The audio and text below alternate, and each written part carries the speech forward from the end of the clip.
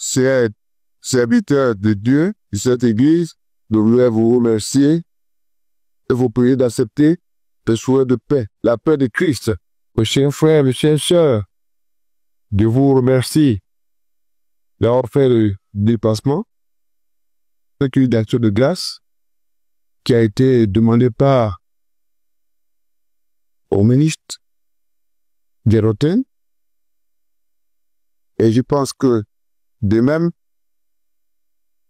le mouvement des Amazones, le DAV et Asuka a servi très bien les souhaits en ce grand jour de célébration du 8 mars, la fête internationale des femmes. Et on dit merci parce que vous donnez aussi cette occasion de vous retrouver. Je vous ai vu, je vous vois, je vous remercie. Et je ne suis pas trompé. Notre Père Céleste nous demande aujourd'hui, en ce moment, de nous repentir. Allons à la repentance et demandons-lui pardon. Étant un Dieu de miséricorde, il nous accordera ce pardon et naturellement sa gloire va s'accomplir pour le bénir, pour chacun de nous et pour tout le monde. Et pourquoi je voudrais, à cette occasion, vous dire que cette fête de 8 mars 2025 est une nouvelle saison du Seigneur déjà sur nous et ses grandes bénédictions. Il nous sortira, mes chers compatriotes, à travers l'exhortation du Père. Il nous sortira de la misère pour entrer dans la vie abondance. Qui nous sortira de l'amertume pour entrer dans la joie divine. Il nous sortira des ténèbres pour entrer dans la grande lumière, étant un Dieu de lumière. Il nous sortira, chers compatriotes, des malédictions pour nous prendre dans cette grande bénédiction. Notre grandeur sur les dominations, l'autorité, les principautés du monde des ténèbres. Notre grandeur pour les esprits méchants dans les cieux, dans les airs et sur la terre, mes chers compatriotes. Continuons notre marche vers le venin au coule, le lait et le miel. Ainsi soit-il, mes chers compatriotes, en ce jour qui nous a offert gracieusement. Ce jour est un don de Dieu, est une grâce pour nous, est une miséricorde pour nous. Nous lui rendons grâce. Aujourd'hui, mes chers mamans, chères sœurs, mes chères filles, à vous tous, je vous le précise encore, et depuis un moment que je vous ai vu, vous m'avez manqué. La patrie m'a manqué, mes chers compatriotes. Mes chères sœurs, il est trop belle, il est trop belle. Laisse-vous belle.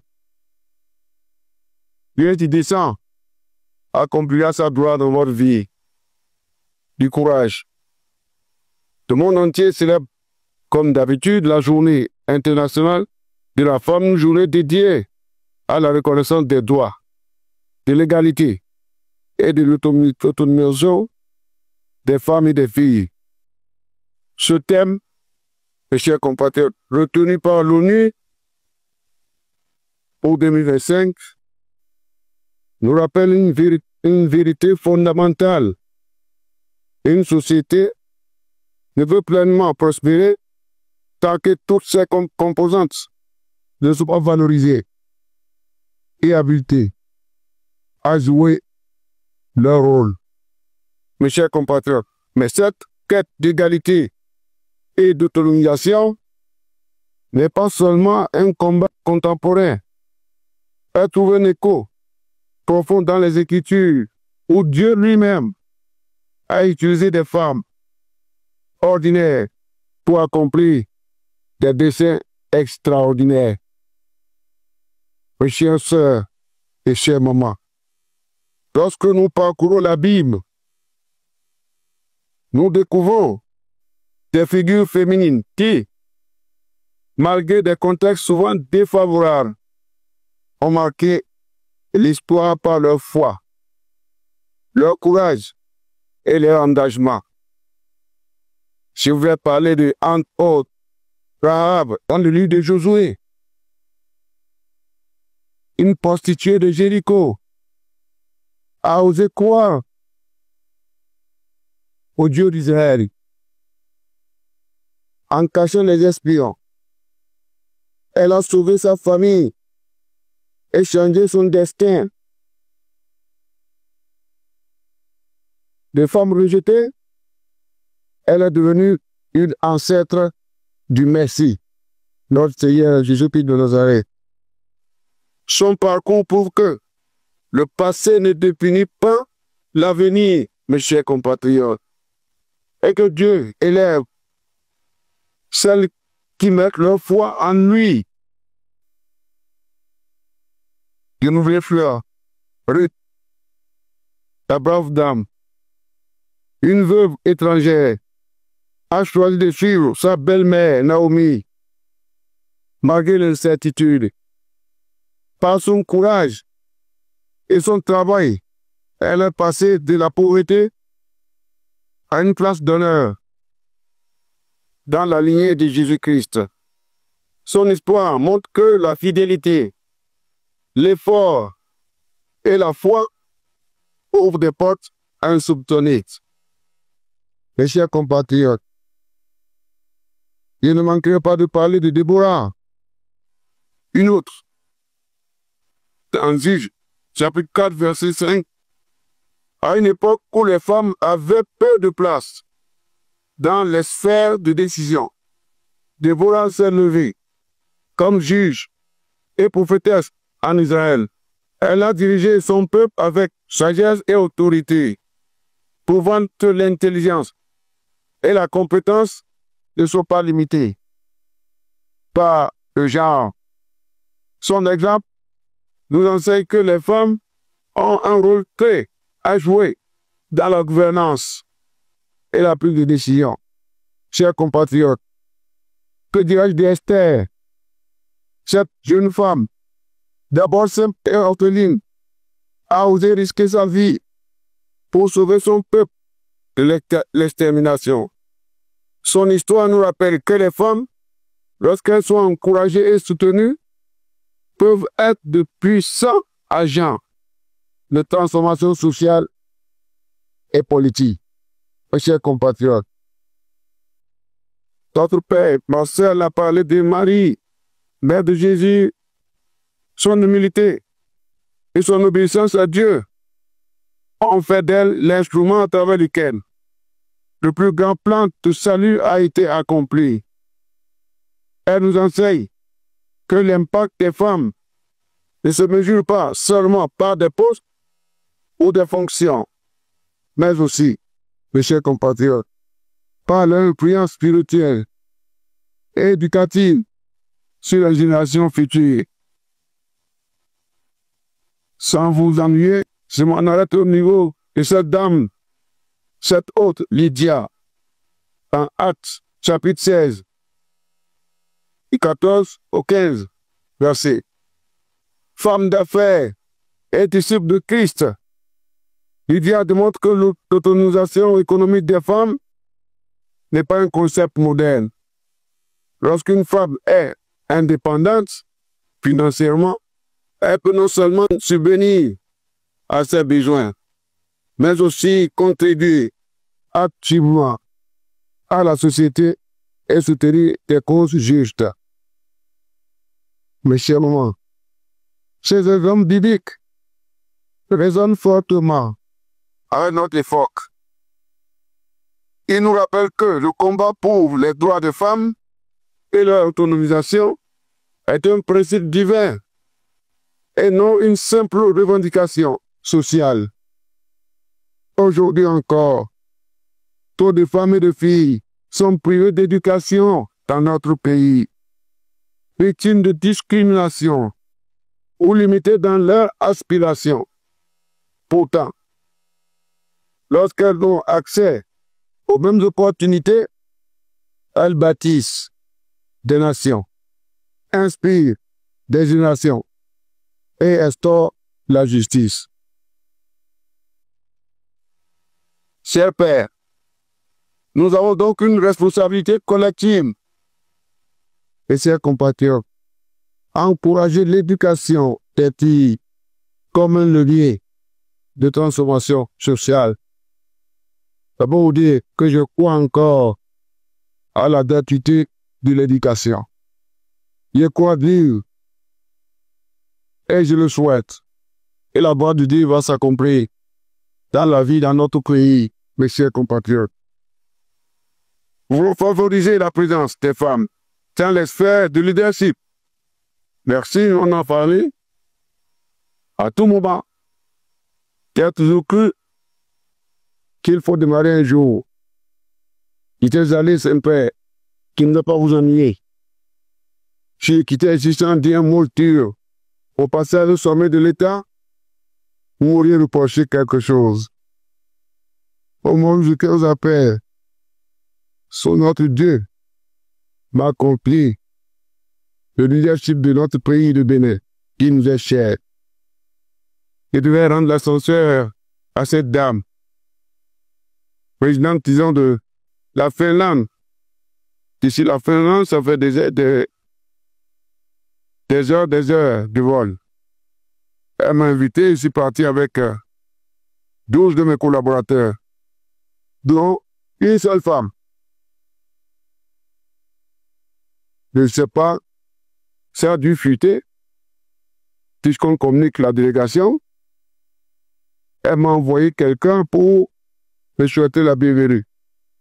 Le lendemain, on devait commencer les séances de travail. Et je me suis retrouvé arrivé dans la salle.